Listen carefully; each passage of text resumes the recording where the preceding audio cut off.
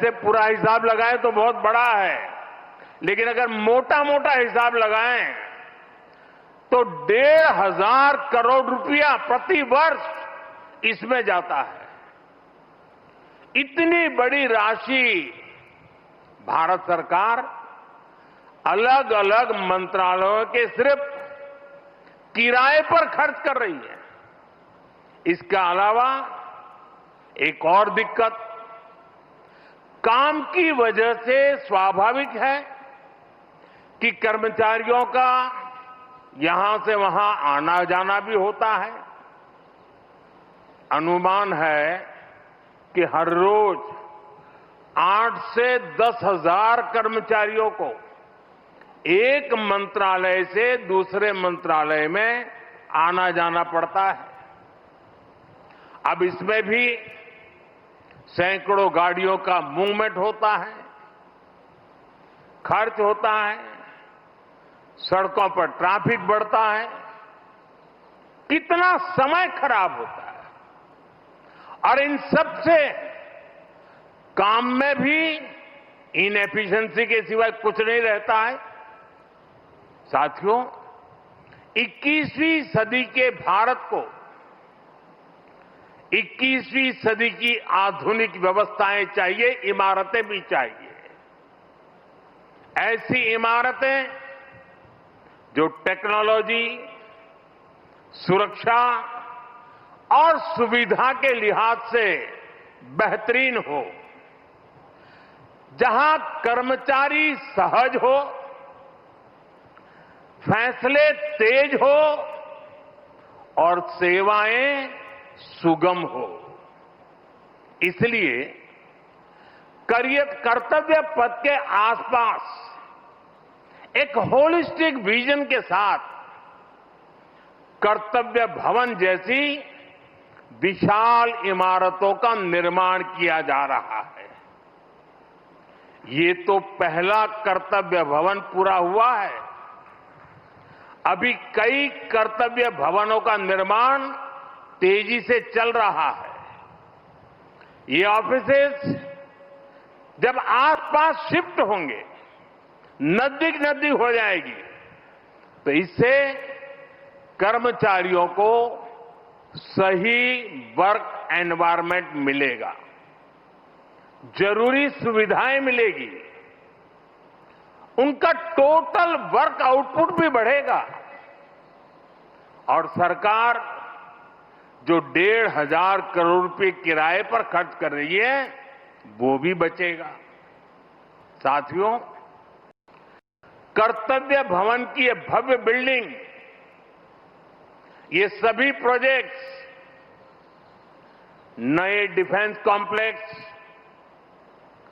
देश के तमाम बड़े इंफ्रास्ट्रक्चर प्रोजेक्ट्स, ये देश को पेश का सबूत तो है ही, ये भारत के वैश्विक विजन का प्रतिबिंब भी है। हम दुनिया को जो विजन दे रहे हैं, भारत खुद उन्हें किस तरह अंगीकार कर रहा है, ये हमारे इंफ्रास्ट्रक्चर डेवलपमेंट में दिखाई दे रहा है।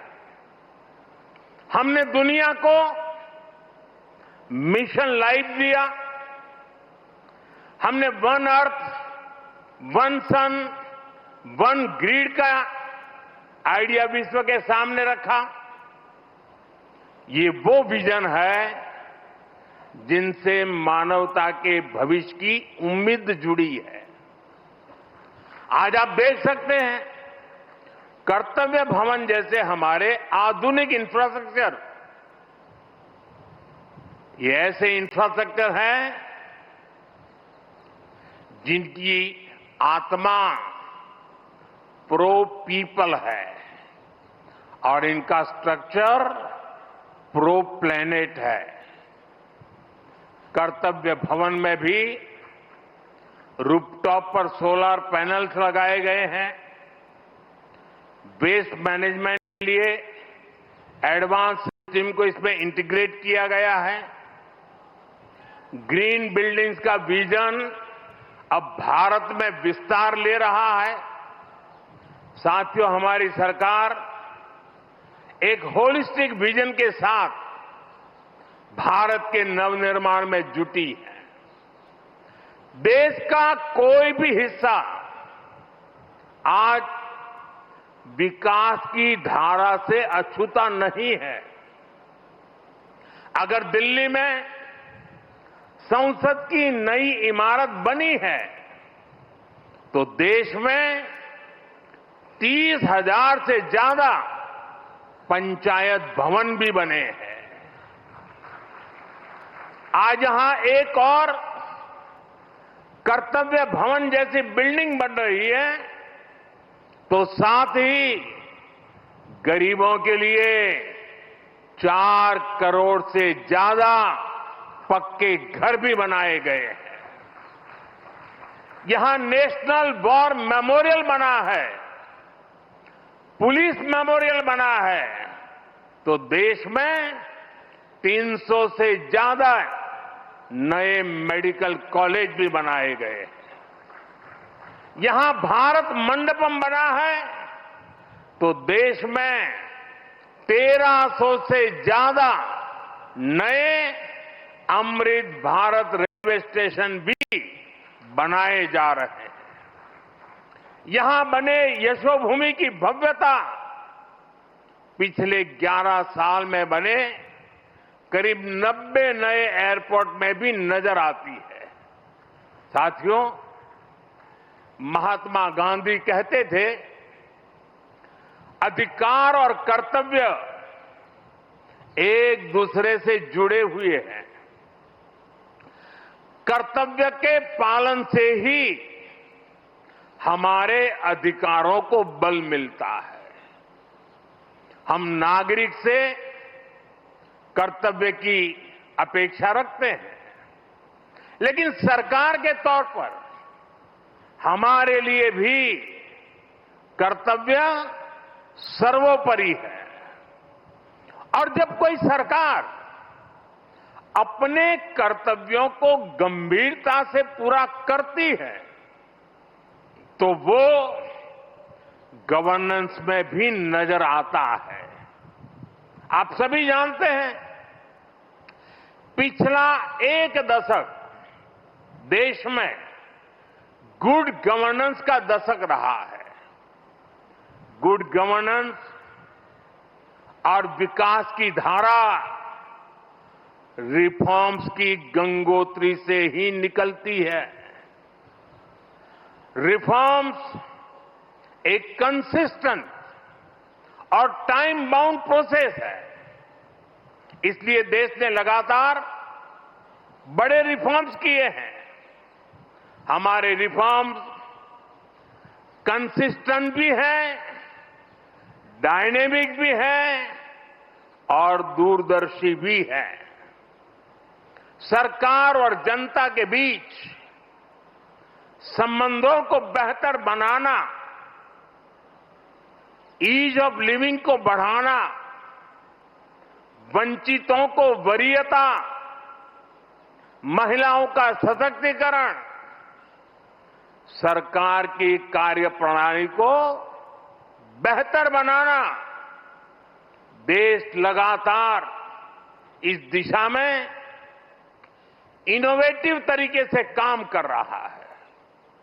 हमें गर्व है कि पिछले 11 साल में देश ने एक ऐसी शासन प्रणाली विकसित की है जो पारदर्शी है, संवेदनशील है और सिटीजन सेंट्रिक है।